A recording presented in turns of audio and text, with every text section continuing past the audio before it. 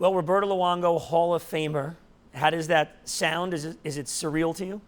Yeah, I think it still is. I think the magnitude of it hasn't quite hit me yet, to be honest with you. I mean, the people around me are going nuts, and I'm really happy, obviously, and humbled. But I think the closer we get to the day, I think that's when it's going to probably hit me a little more.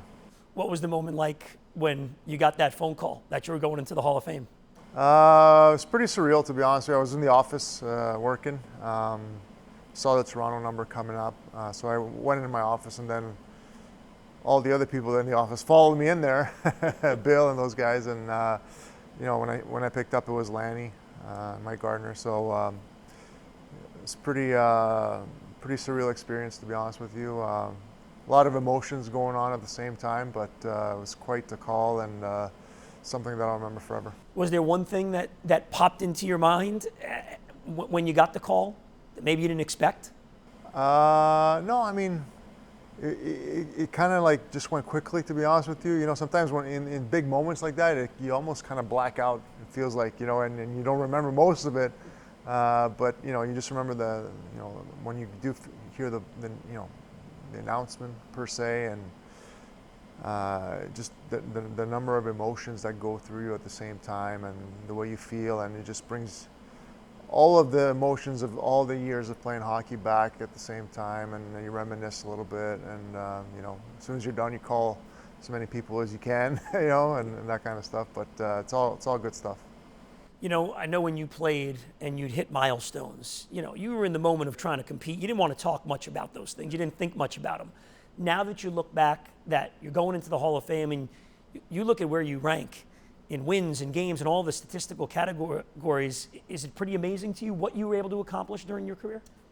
For me, I think the thing I'm most proud of is the fact that I was able to play for so long at such a high level. I think that's what, more than anything, I'm happy about. I was able to stay on top of my game, revolutionize my game over the years, and not be stuck in my ways, and that's what kept me going all these years, and always try to be better every day, and always try to be the best goalie in the NHL every year. Didn't matter what year it was. Even my last year when I was struggling, I still wanted to be the best goalie in the league, and I think that was a big part of my success.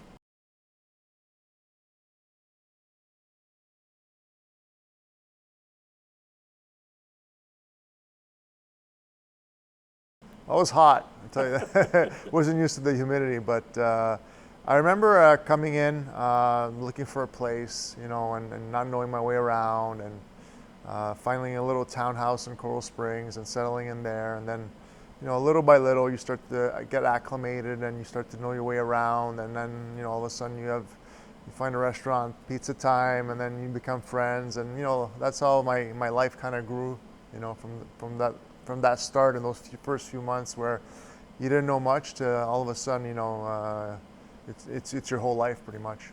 And of course, you literally found a family at that restaurant, right? I did. I mean, I met my father-in-law there, my wife's uncle. They were all there, became friends with them first, and they became family. And then afterwards, I started, dating my wife, and we got married and all the whole thing. But they were, a second family to me when I first got here, because I really didn't have anybody.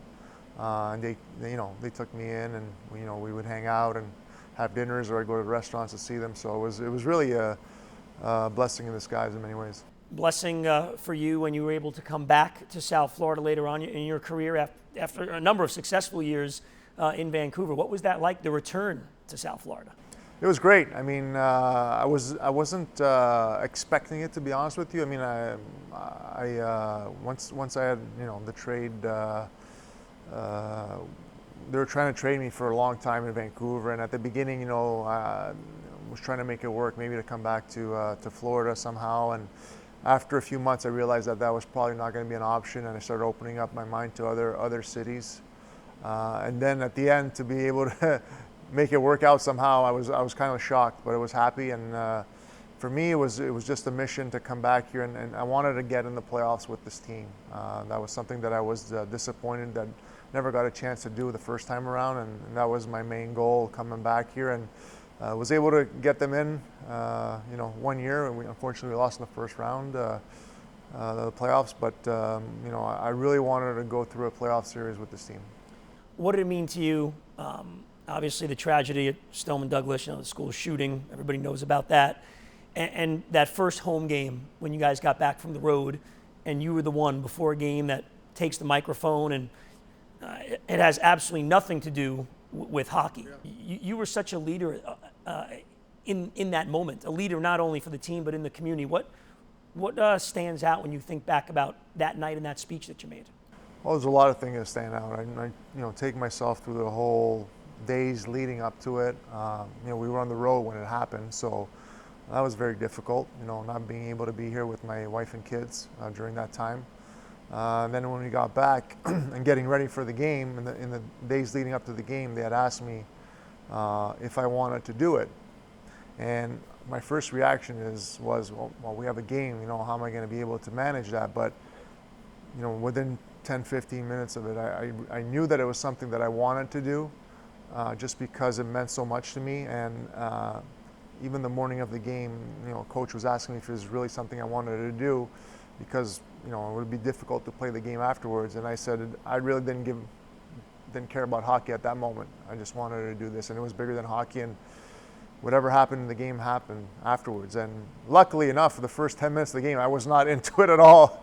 And many times I was looking behind me that I thought the puck had gone in, but it hadn't. So it was a difficult start to the match, but I got in. I was fine afterwards, and we ended up winning the game. So it was great. But I think I felt that it was something that I needed to do at that time.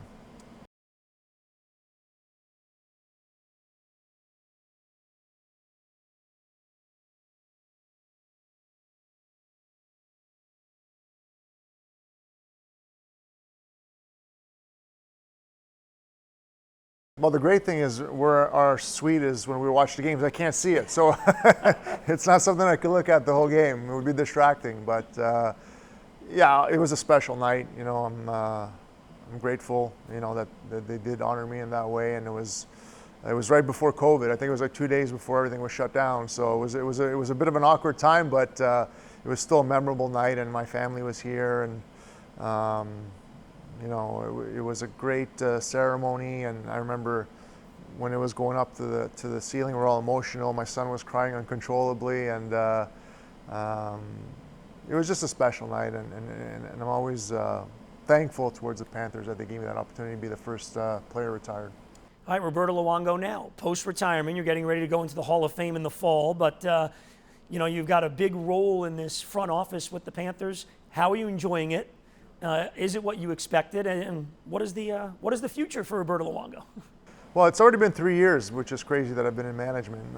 Time really does fly. I'm loving everything. I'm learning every day, still learning. There's a lot to learn. There's a lot of things that go into it. But I'm having a great time. The team's having success right now, so makes it even more enjoyable to be around.